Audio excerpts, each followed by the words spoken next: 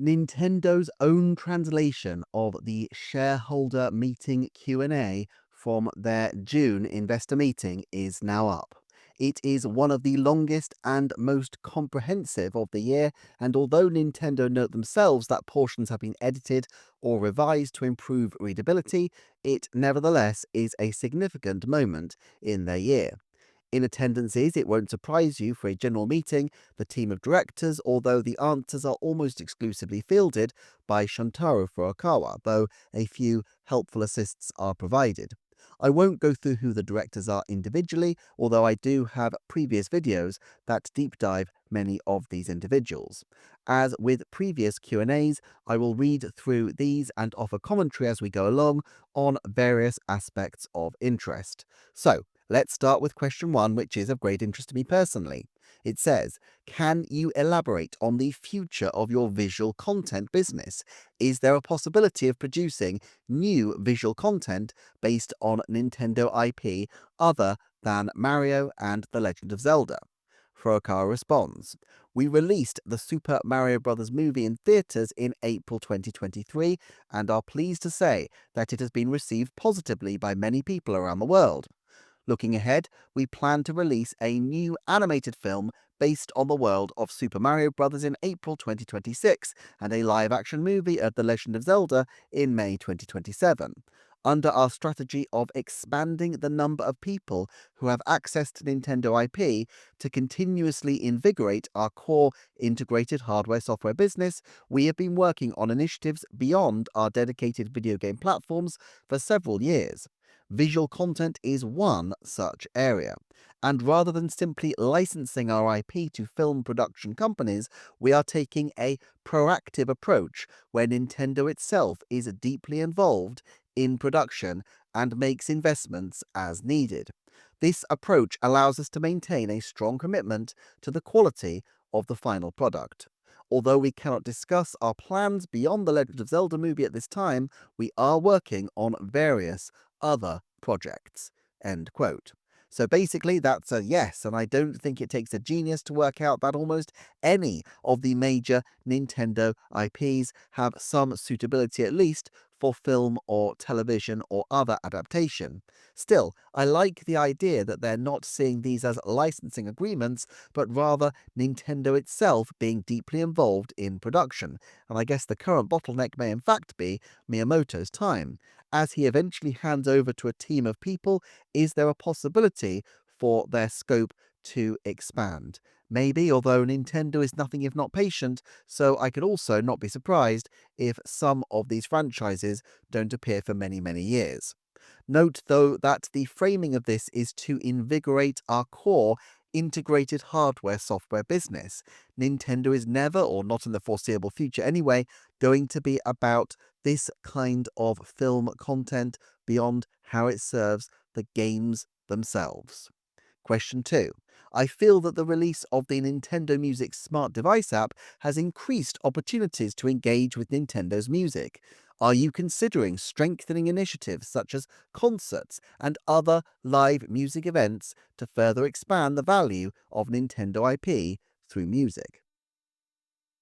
Furukawa responds, Nintendo Music is a smart device application available to Nintendo Switch Online members that enables users to listen to music from Nintendo games. We consider our game music to be a valuable and important form of Nintendo IP. We launched this service to deliver our game music to a wide range of consumers worldwide in a way that is unique to Nintendo as part of our goal of expanding the number of people who have access to Nintendo IP. The application not only allows users to listen to music while viewing relevant game images, but it also has unique features like curated playlists based on various themes such as game titles, characters, and battle music. We hope that through Nintendo Music, users will recall their memories of playing our games, which may in turn spark their interest in playing them again. We will continue to explore various ways to leverage game music, including concerts and live events, since we believe that the experience of listening to it is a precious memory for our consumers. End quote. This is slightly less revelatory than the previous answer, although it's nice to see that the concerts will continue. Again, everything is framed in terms of sparking memories of games and thereby encouraging people to play them again, something which I find very curious when you consider that the app launched with music from Nintendogs, a title that hasn't been seen for over a decade. What I find interesting about all this is that Nintendo hasn't always been a hardware-software company, and as recently as the 80s, the home console department was just one of their R&D divisions, with their big focus being on toys. It wouldn't be incongruous for the company to expand more formally into either films or music under the broader banner of entertainment, but it seems that they have identified that the hardware-software is their unique strength, and I think it's good that they understand where their centre of gravity is and don't get carried away. Question 3. It appears that the supply of Nintendo Switch 2 is not meeting demand, especially in Japan. Is this due to insufficient production volume, or was the demand forecast inaccurate? Furukawa responds, currently for Nintendo Switch 2, demand is exceeding supply in many countries, and we sincerely apologize for any inconvenience this may be causing our consumers. I understand that some of our shareholders and their families and friends might still be unable to purchase Nintendo Switch 2. Regarding the sales situation in Japan, in early April, we began accepting applications for purchase by randomly selected drawings from people who met certain criteria on My Nintendo Store, which is our official online store. The number of applications greatly surpassed our expectations. Consequently, on April 23rd, I posted a message on X under my name stating that we had received over 2.2 million applications and that a significant number of applicants would not be selected, and I apologize for being unable to meet everyone's expectations. Since then, we have conducted a total of 4 drawings on My Nintendo Store, but some applicants have not yet been selected. For these consumers, we announced the day before yesterday that a 5th drawing will be held in early July. We understand that many retailers also initially sold the console by a drawing, but since last weekend, the number of stores offering the system for direct purchase at their storefronts has gradually increased. We will continue to strengthen our production and supply systems to deliver as many Nintendo Switch 2 systems as possible to our customers. End quote. Now, I may do a separate video on the huge demand in Japan. On the one hand, you might observe that this is really a function of the apparently relatively quite low price by international standards driving up demand in Japan. On the other hand, it might just show that Nintendo are aware of particular issues in Japan in terms of their economic model and of the need to command exactly this kind of frenzied following if they're to keep their vital Japanese sales base. It's pretty crazy to think that Nintendo went to such great lengths to stockpile and still had all these issues, but mind you, I do wonder whether the need to get a whole bunch of consoles into the USA expeditiously before tariffs hit had an impact on the supply chain available for Japan. Incidentally, one thing that amuses me, which might just be an artifact of the way it's been translated, is the way Furukawa says, I posted a message on X under my name, which is true enough. I just find it wonderfully specific. If you see this is Furukawa, you know he means business in more ways than one. Question 4. As a shareholder, I am pleased to see the company's stock price at an all-time high. I believe this favourable result is rooted in Nintendo's unique corporate culture. How does the company intend to maintain and strengthen this culture going forward? Furukawa responds, thank you for your kind words. The entertainment business in which we are engaged is extremely fast-paced, so we remind ourselves to not become complacent and continue to strive to deliver products and services that offer new surprises. The most important aspect of our management is the belief that the true value of entertainment lies in its uniqueness. We repeatedly convey this message in various forms within the company to ensure it permeates from long-serving employees to new hires. From a management perspective, we believe it is crucial to foster an environment where developers can easily exercise their creativity and new ideas. To ensure our continued growth, we are committed to passing on the Nintendo DNA, which combines this spirit of originality with the flexibility to adapt and change and sincerity towards our customers. End quote. So, look, as a fan of this kind of stuff, I find the observation on the corporate culture fascinating, although it should be noted that what Furukawa is saying here is, in places, almost an exact lift from his president's message in the main website and does feel a little automated. Still, many have observed that the company does seem to have changed an awful lot, and much has been made of this, particularly around the decisions for Switch 2, although personally I find many of these assertions rather unconvincing, as I'm not sure Nintendo has changed all as much as some people seem to think.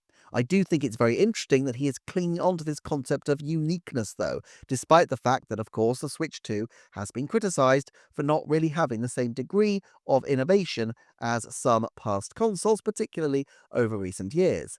I also think the idea of fostering an environment where developers can exercise creativity and new ideas is interesting and promising, and I do think actually is behind a number of their moves. The fact is, if you're good and they only hire people who are, being a Nintendo developer in Japan is, at least appearing to be, an incredibly secure, well remunerated, and by all accounts professionally satisfying experience. A lot of the ways that Nintendo can achieve all this is by making aggressive moves on things like pricing, by keeping a lot of cash in hand to allow them to be nimble, and to maintain their secrecy even when it drives fans mad. All of this ultimately is helping to protect their core developers.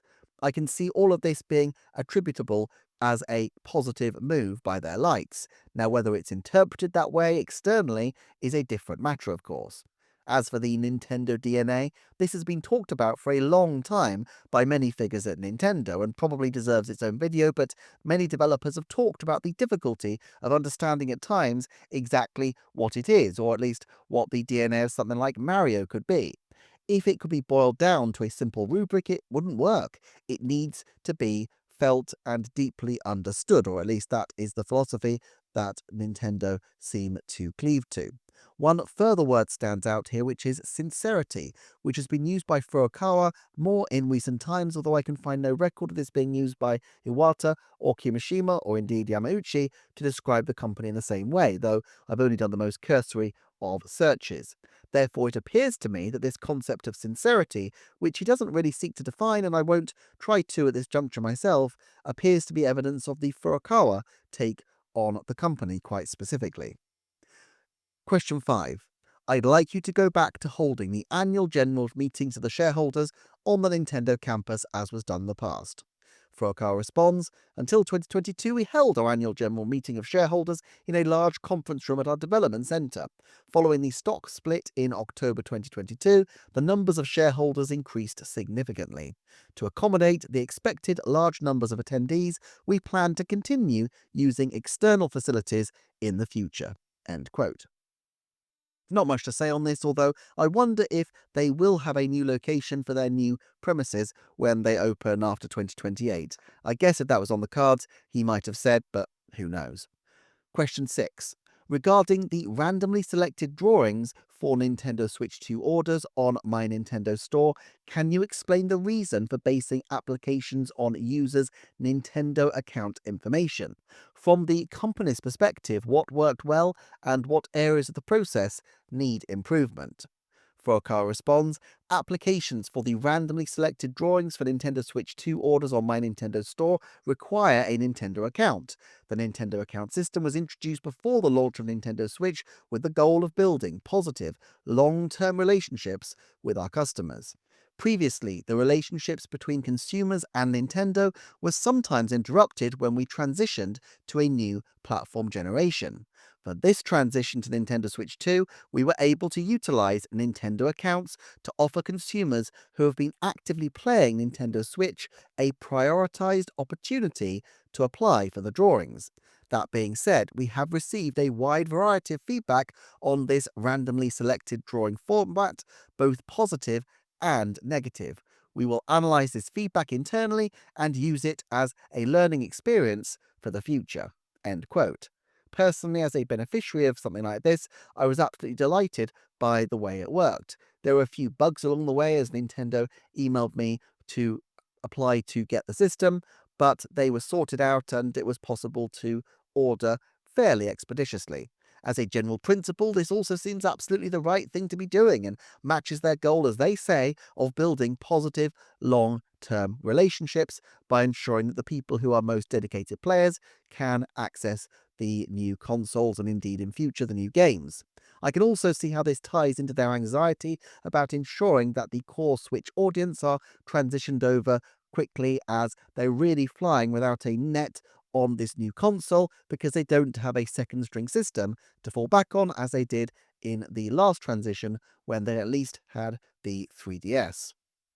Question 7. Are there any plans to utilize Nintendo IP for children's education? Do you intend to continue developing products that stimulate creativity in children, like Nintendo Labo, which used cardboard to make things? Furukawa responds, although we have nothing to announce at this time regarding the use of Nintendo IP in education, we are constantly researching opportunities to introduce a broader range of generations, including children, to the appeal of our IP. Nintendo Labo was an ambitious product for us. We will continue our research into such products that differ from conventional games. End quote. I really like this answer, and I find it very interesting, as this is a topic that I've been interested in for some time. I've covered it before, but Nintendo has a surprising history with knitting games, and of course there have been language titles, phonics titles, and brain training games published by Nintendo over the years. Even Nintendo Switch 2 Welcome Tour has an educational bent, and not mentioned here is Game Builder Garage, although to be fair that was essentially an offshoot of Labo anyway. I think the education market has huge potential for them, although this particular response is fairly boilerplate, but I think there are two things worth noting. One is that, yet again, Furukawa talks about this in terms of bringing people round to Nintendo IP rather than necessarily using these as game devices in their own right. Another is that he refers to Labo as an ambitious project, although whether he means too ambitious or just that these kinds of things are long shots in the first place is less clear. For my part, I am confident that we will see more educational content from Nintendo, as I think the potential is there for the right product to really make a big impact. But it's also a very tough nut to crack, and for decades, the video game field has been littered with edutainment projects gone bad. Sorry, Sega Pico. Question 8. At the 84th Annual General Meeting of Shareholders, there was a question about visual impairment. As I am hearing impaired, I feel that consideration for disabilities, including in how information is communicated, is very important. How do you address these issues from the product development stage, and how do you incorporate the opinions of those affected? Furukawa responds, let me explain our current initiatives using Nintendo Switch 2 as a specific example. To support a wide variety of playstyles, Nintendo Switch 2 offers various accessibility features, such as adjusting on-screen fonts and colors, text-to-speech for on-screen text, and button mapping customization. We are also continuously evaluating various technologies to expand accessibility features in our current and future products. We will continue to make various efforts so that as many people as possible, including those with disabilities, can enjoy our games. Thank you for your valuable input. End quote. Now, I don't have much to add to this. I saw some recent discussions based on a false Splatoon leak about the game potentially having textures on the ink to help colorblind players, though I don't know if this is something that is particularly likely to happen. While I don't think this answer really addresses too much, incidence of disability tends to spike with age, and Nintendo's gaming population is inevitably going to be aging because they've been successful for decades now with keeping people interested. As this happens, it will be more and more important to their continued success that they can find ways to keep allowing people to be able to access their titles. Question 9. Some companies offer online streaming of their shareholder meetings or accept questions from shareholders in advance. Does Nintendo have any plans to do something similar? Furukawa responds, we are aware that some companies have implemented the initiatives you mentioned. We will continue to study how to best run our general shareholders meetings to ensure the satisfaction of our shareholders. End quote. Now, I must say that I really can't imagine Nintendo going down the public streaming route as a matter of preference, because they really want their mascots and games to do the talking about their business and don't want to make it any easier for this kind of material to be widely publicized. This is also a limitation with private streaming just to the investors, which would inevitably get into the media. For some companies, much of their financial data is going to be of such niche interest that it wouldn't really move the dial, but Nintendo knows that anything it says is basically news and potentially could have a huge impact on their business. Having said that, I imagine if online presentations start to become best practice in Japan, it would be something that they might adopt, though I can't see that being very likely, and I'd estimate no more than a 10% chance that we will see video of these kinds of presentations in this financial year. Question 10. In the past, Nintendo seemed to be managed by a very small number of inside corporate directors. Now it feels like there is an increasing number of outside directors with diverse backgrounds. What roles do you expect from your outside directors? Specifically, I would like to hear about the new outside director candidate, Kazuhiko Hachiya, and Chris Meledandri, who is attending the meeting for the first time. Furukawa responds, "We invite individuals with various backgrounds to participate in our management so we can incorporate a wide range of perspectives into our company. For more information about the expertise and experience of each outside director, please refer to the convocation notice of the annual general meeting of shareholders," or, just butting in here, refer to some of my previous videos. Shigeru Miyamoto mentions Mr. Hachiya is a media artist who is active beyond the framework of games, and I have known him personally for a long time. I have been discussing with Mr. Furukawa about the topic of the backgrounds of our directors, and we have been exploring various possibilities. Mr. Hachiya engages in unconventional activities such as researching video games and building his own equipment. We believe that a connection between Mr. Hachiya and our company could lead to an interesting future, which is why we wanted him to join us as an outside director. I am co-producing the animated film based on the world of Super Mario Bros. With Chris. We have reached a point where we are confident that the new movie will be an entertaining film, so we have announced its theatrical release for next spring. We do not want to set a release date first and then force the production schedule to meet it. This is similar to game development. We want to release something that we are confident will satisfy our consumers. I always tell our teams to work for the consumer, not for your boss. Because Chris is also on stage today, I would like him to say a few words. Now, Chris Meledandri says, "I'm very pleased to be here with my fellow board members and to meet the shareholders. I joined the film and media industry because I love storytelling, and I've been in this business for 40 years. I started Illumination in 2007, probably best known for the Minions. I started to travel to Japan on a regular basis over 20 years ago with the hopes of one day forging a creative partnership between my company and Japanese creators. 10 years ago, I first met executives from Nintendo and began conversations about potential collaboration. This led to our partnership to create the Super Mario Bros. Movie from 2018. We are hard at work on the next movie, and we're working very closely with the team at Nintendo. It's my hope that the movie will entertain and be embraced by the core fans first, but we also hope that the film will appeal to new fans who have not yet embraced Mario and the world of Nintendo. The artistic culture of Nintendo is something that I've never seen anywhere else in any other part of the world, and for me, it is both an honor to be working within that culture now and also tremendously inspiring." End quote. What I find really interesting here is that the people highlighted seem to be very specifically appointed because of Miyamoto's experiences with them rather than Furukawa's contacts necessarily. Now, there are plenty of other people on the board where I assume that Furukawa had a stronger hand, and it should be noted that one aspect of the question that wasn't really addressed in the answer is that Japanese corporate legislation has actually necessitated a percentage of women on the board, meaning that in 2024 they added a number of women into posts. All the same, there's a real breadth of talent and experience generally, and usually it's possible to see the links to Nintendo's potential benefits, even if they seem oblique. Miyoko Demei, for example, is a director at Jewelers Tiffany and Company, and I feel confident that her ability to scrutinize information about sourcing of rare metals was something that the board was looking to her for advice on during the build-up to the Switch 2 launch.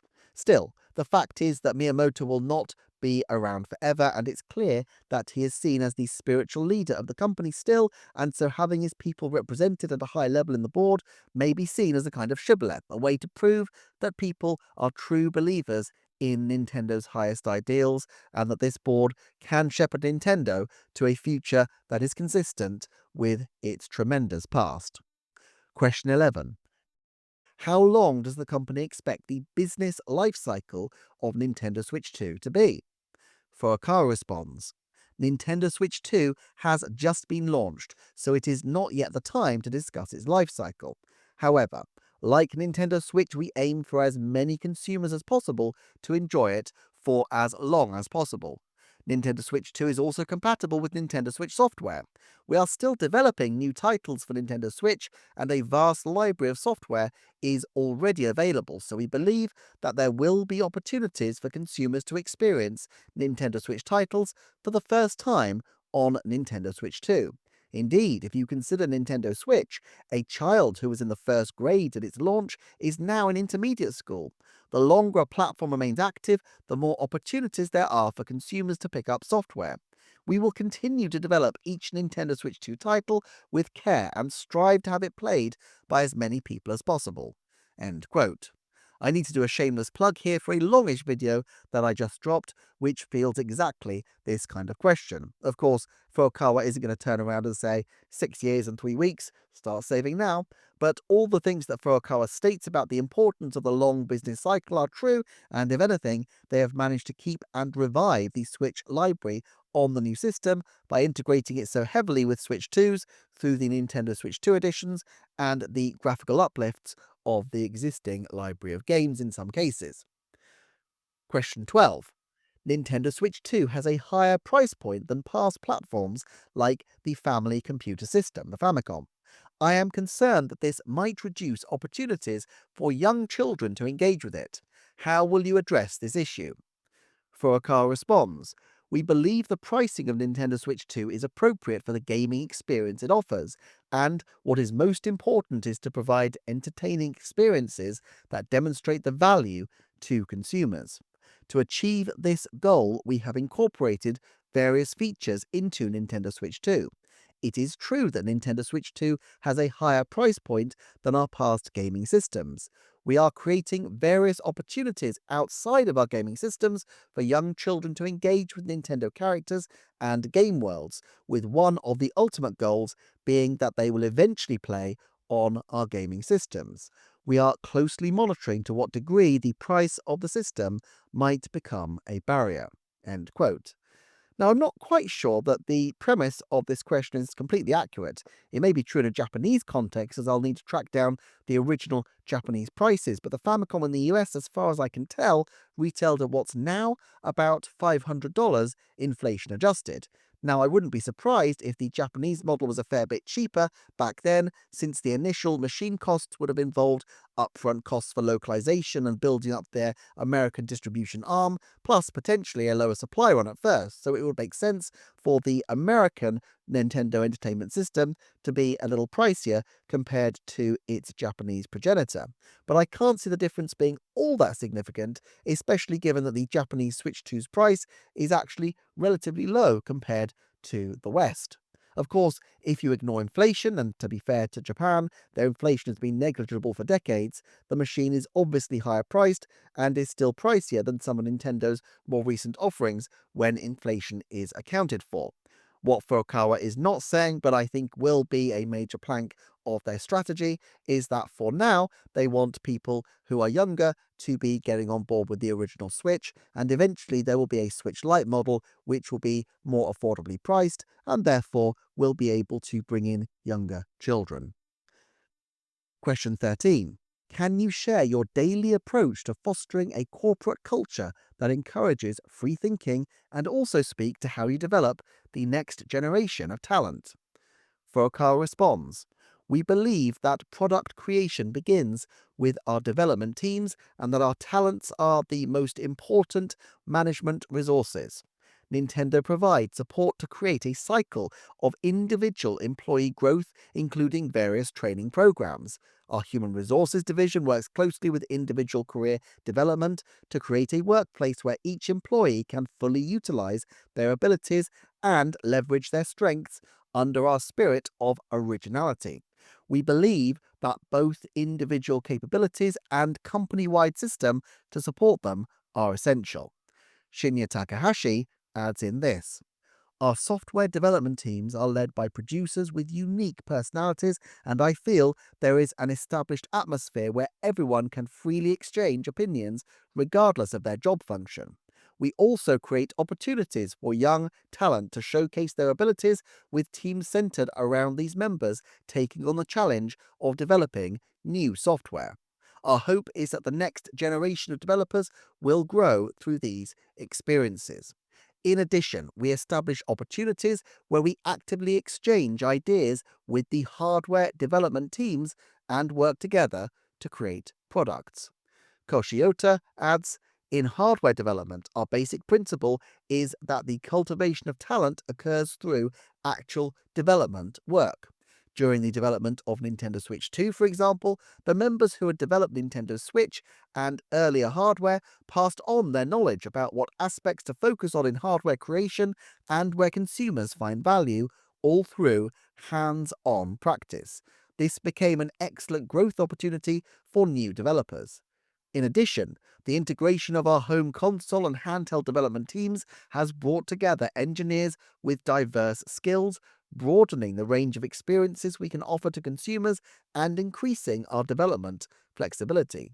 There are more active collaborations across different technical fields, and we increasingly see issues that were previously tackled by the hardware side alone now being solved in cooperation with software developers. We believe this barrier-free development structure is a strength in our product development, and we intend to maintain this culture and system going forward. End quotes. Now, I find all this really fascinating. One thing that's striking in an era where people are worried at the seeming end of the era of these big gaming personalities, these massive personality game developers at Nintendo, is that this is specifically referred to by Shinya Takahashi, who, remember, is in charge of the whole entertainment and planning division, which is basically Nintendo's hardware software empire. Basically, after Furukawa, he is an incredibly senior figure and the most senior figure who is directly responsible for the game development side of things. Of course, even though the EPD teams are numbered, it's always been easy to think of them in terms of the Aonuma team, the Tezuka team, the Tanabe stable of teams, and so on, identified by their core figures at the heart. It's also curious that he talks about setting up new groups with young developers taking on new software, although it's not clear if he means they're developing on projects by other people or taking the lead themselves. Despite having many senior figures, it should be noted that many of Nintendo's top talents got their break quite young. Kosuke Ibuki directed Mario Kart 7 when still in his 20s, and Kenta Motakura was similarly young when he started stepping into the director's chair of the 3D Mario titles. It is quite possible that we could see some rather young Nintendo directors stepping up in the Switch 2 era.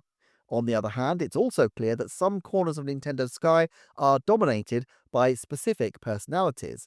Sakamoto retains incredibly tight control over Metroid and Famicom Detective Club, but even he was talking succession planning in the last Famicom Detective Club developer interview, so clearly there is an expectation that they will have people with strong personalities and defined tastes carrying the torch forward. Tastes shaped, of course, by Nintendo's philosophies, but still individualistic, and these people will be at the heart of their development efforts.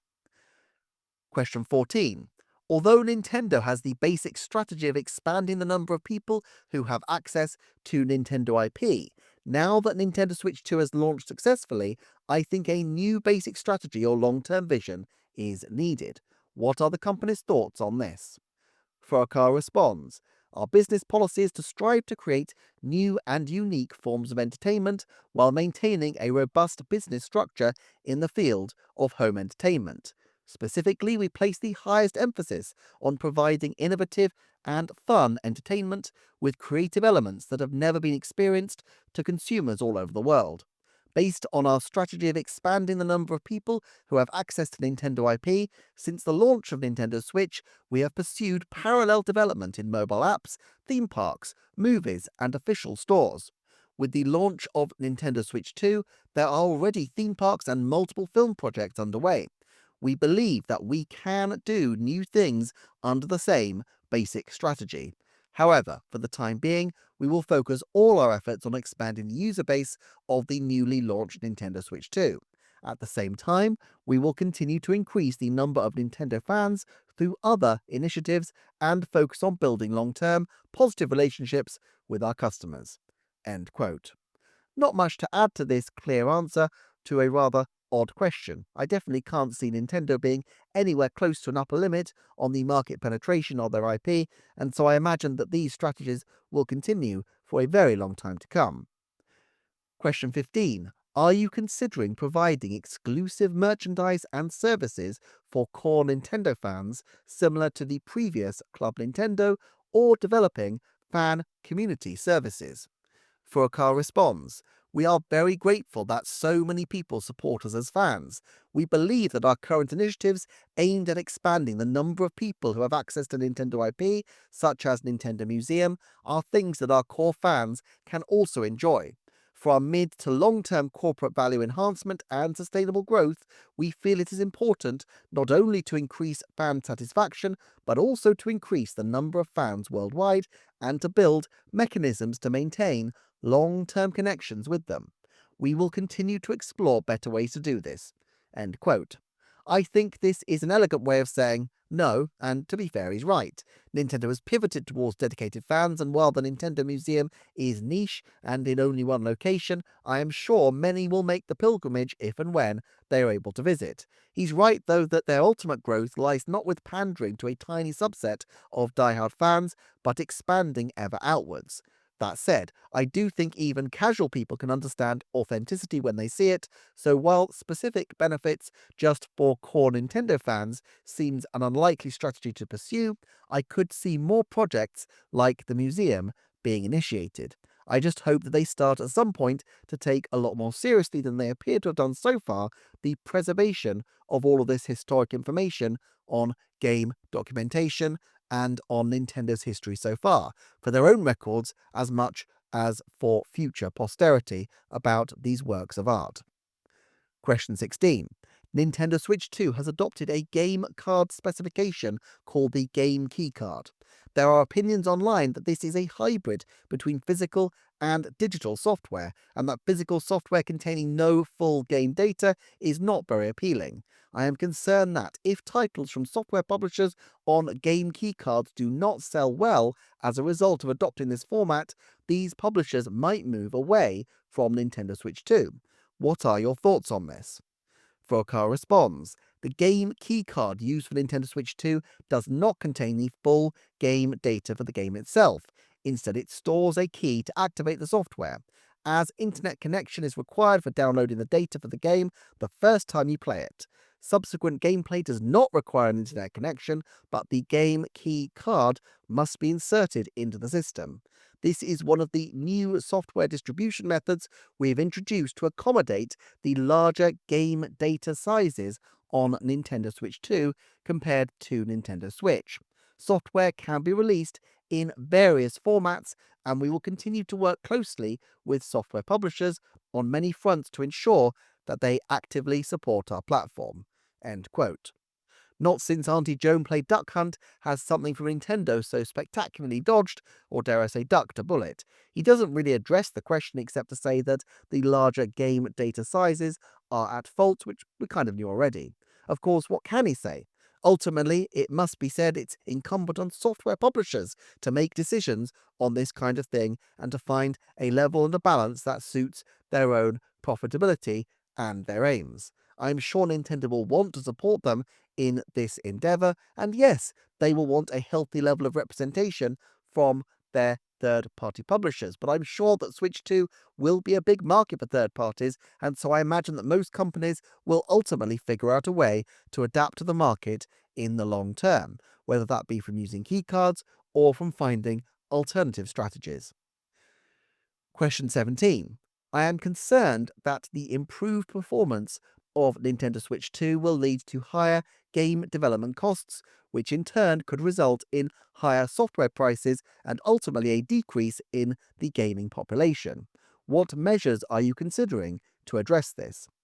Frokar responds, recent game software development has become larger in scale and longer in duration, resulting in higher development costs.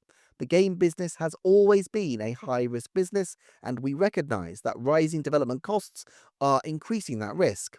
Our development teams are devising various ways to maintain our traditional approach to creating games amidst the increasing scale and length of development. We believe it is important to make the necessary investments for more efficient development. We also believe it is possible to develop game software with shorter development periods that still offer consumers a sense of novelty. We see this as one potential solution to the concern about rising development costs and software prices, and we will explore it from various angles within the company. End quote. Now, I must admit, I'm not really sure what he's getting at here, although obviously some possibilities spring to mind from more smaller games of the Drag and Drive and Nintendo Switch 2 Welcome Tour scale, split down teams working concurrently in the manner of Game Freak's 2 Pokemon teams, and various other options to sweat the assets of games they've already developed. This might be something that I cycle back to in a future video, as I feel it needs a deeper and more dedicated dive. Question 18. Please explain the intended use for the land acquired next to the corporate headquarters. Frokar responds, Nintendo was selected as the business operator for the effective utilization of city-owned land, which was offered through a public proposal process by Kyoto City starting on December 8th, 2021, and we have acquired this property. On this land, we plan to build the Corporate Headquarters Development Center Building Number 2, tentative name, for the purpose of expanding and strengthening our research and development capabilities. We are not at a stage where we can share more details, but completion is scheduled for 2028 or later. End quote. Well, this is as good a moment as any to plug the Patreon for more on this very soon, although with a slightly whimsical twist. Plus, there's a lot of other good stuff on there, so if you're interested in supporting the channel, please do check it out. If not, I'm so happy you're here. There's not a lot to say more on the building, so I'm going to wrap up the video, but thanks as ever for listening, and I shall look forward to seeing you next time for another Nintendo Forecast.